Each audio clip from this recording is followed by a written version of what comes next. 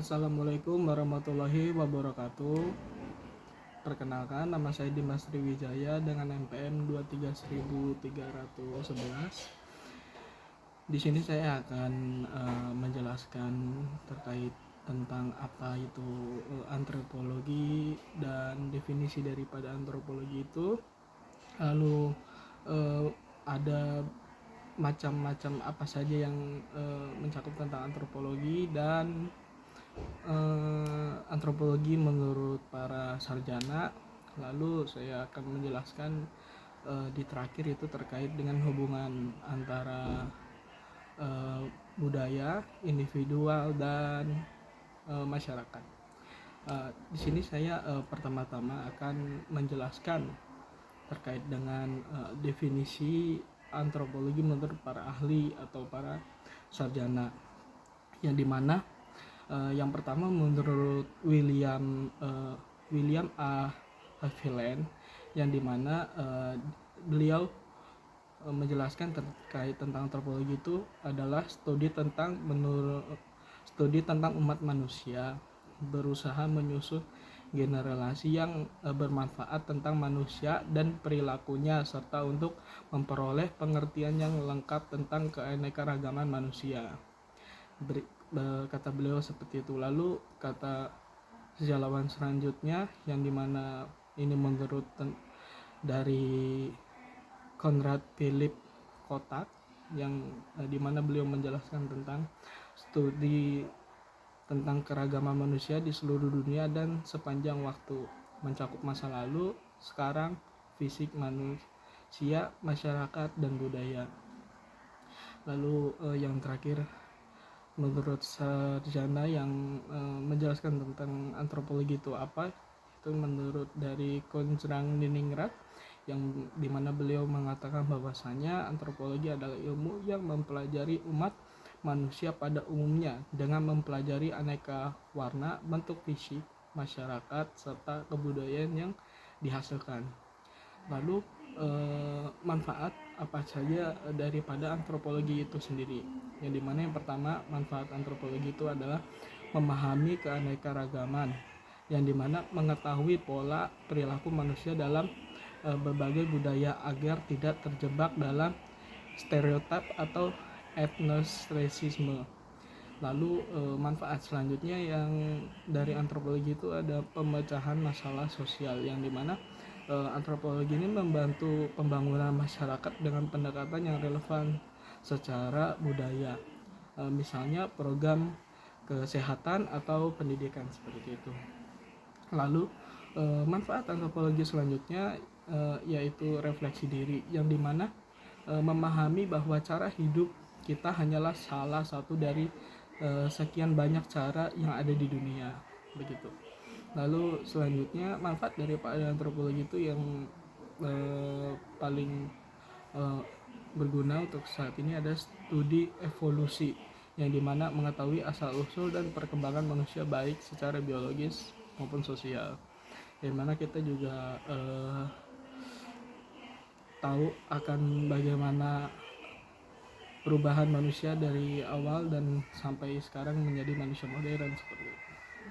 Nah, lalu selanjutnya hubungan dengan ilmu pengetahuan lain.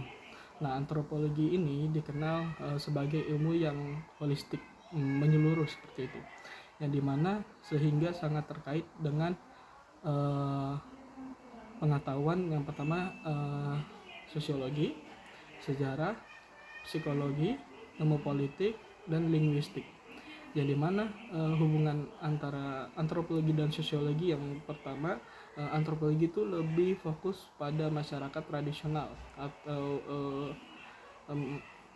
masyarakat kecil yang pedesaan dan budayanya, sedangkan sosiologi lebih ke masyarakat modern dan struktur sosialnya. Keduanya saling melengkapi dalam membedah fenomena masyarakat seperti itu. Lalu hubungannya dengan pengetahuan sejarah, yang dimana antropologi memberikan data tentang asal usul manusia dan budaya masa lalu antropologinya, untuk membantu sejarawan mengkonstruksi peristiwa-peristiwa yang terjadi di masa lalu seperti itu. Lalu Selanjutnya hubungan tentang pengetahuan psikologi itu sendiri, jadi mana muncul cabang antropologi psikologikal yang mempelajari bagaimana budaya mempengaruhi kepribadian dan mentalitas individu seperti itu. Lalu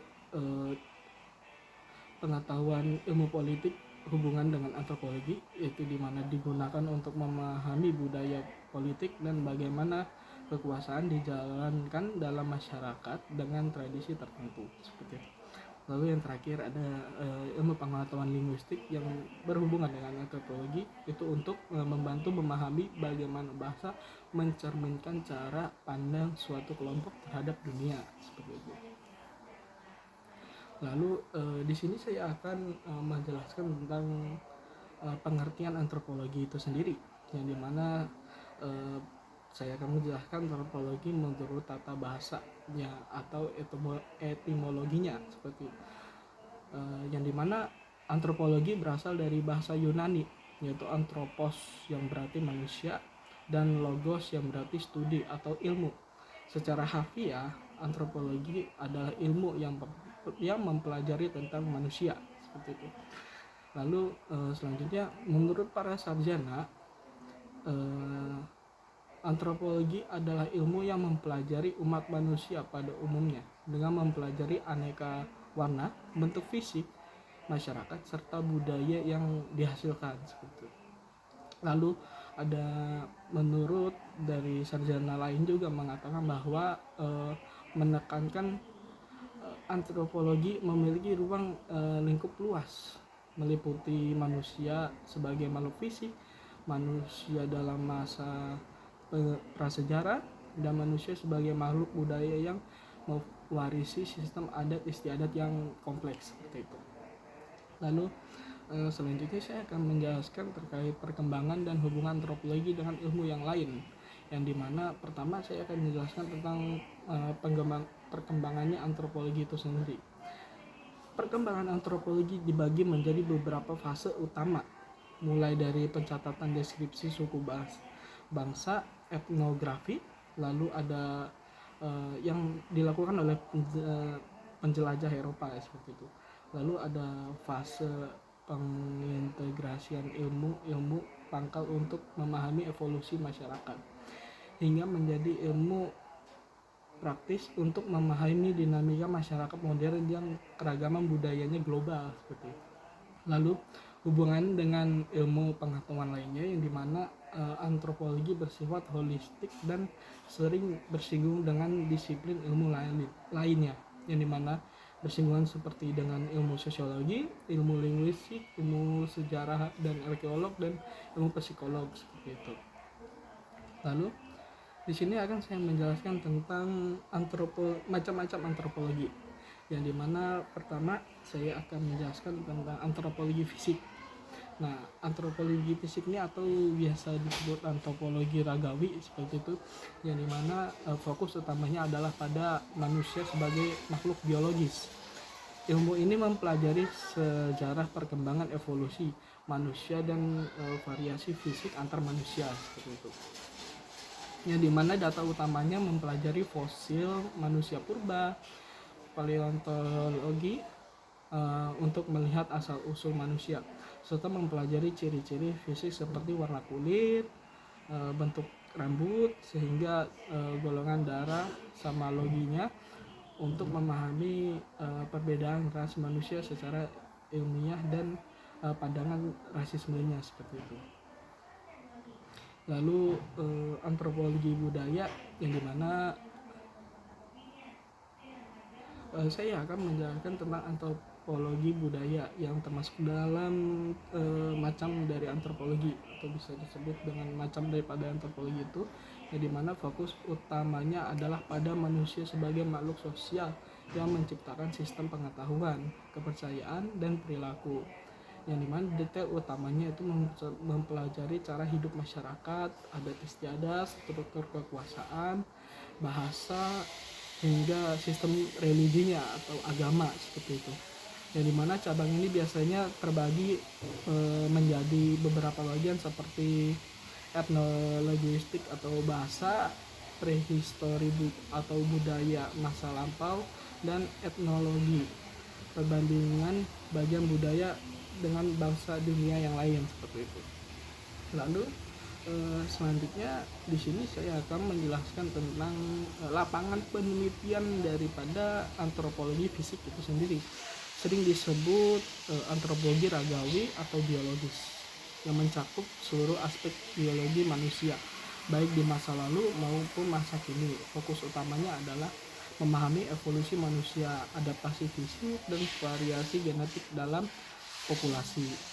Jadi mana berikut saya akan jelaskan terkait beberapa lapangan dari cabang-cabang antropologi. Yang pertama, paleoantropologi, evolusi manusia, yang dimana lapangannya itu sendiri mempelajari asal usul perkembangan biologis manusia melalui analisis fosil, pertama seperti itu.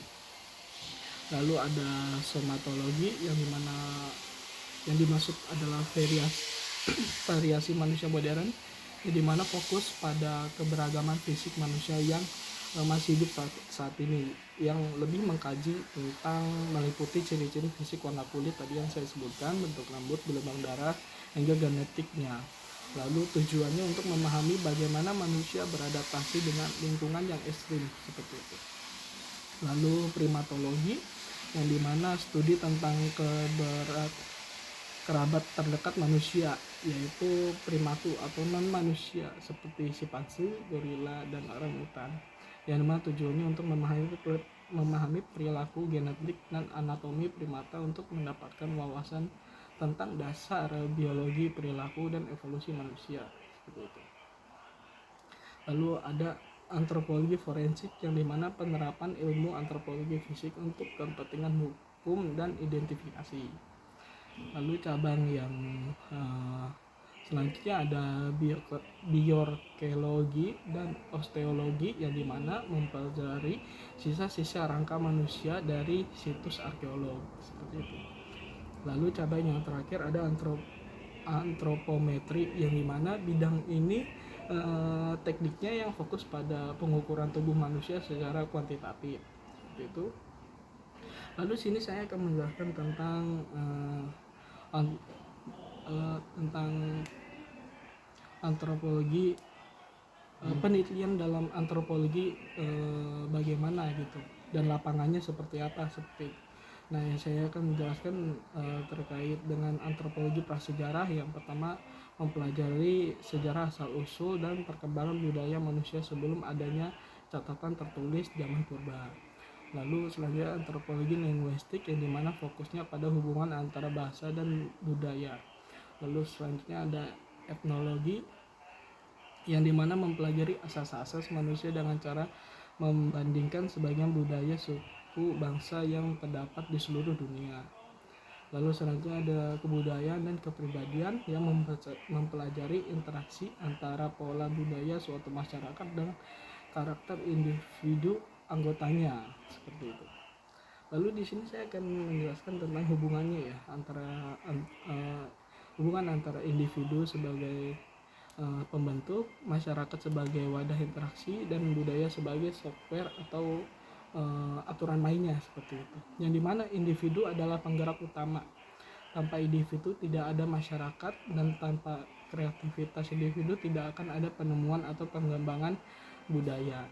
Namun perilaku individu sangat mempengaruhi di aturan yang ada di lingkungan seperti itu. Lalu masyarakat itu adalah sekumpulan individu yang hingga hidup bersama dalam satu wilayah dan terkait oleh sistem tertentu.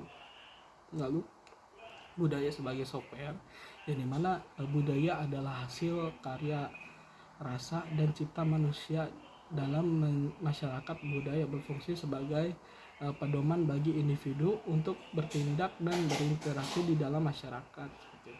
Dan kesimpulannya, yang dimana masyarakat menyediakan tempat, budaya menyediakan aturan, dan individu adalah pelaksananya seperti itu.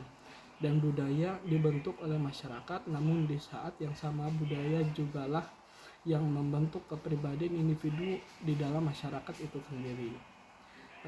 Sekian dari penjelasan saya, kurang lebihnya mohon maaf. Wabillahi taufiq wal hidayah. Wassalamualaikum warahmatullahi wabarakatuh.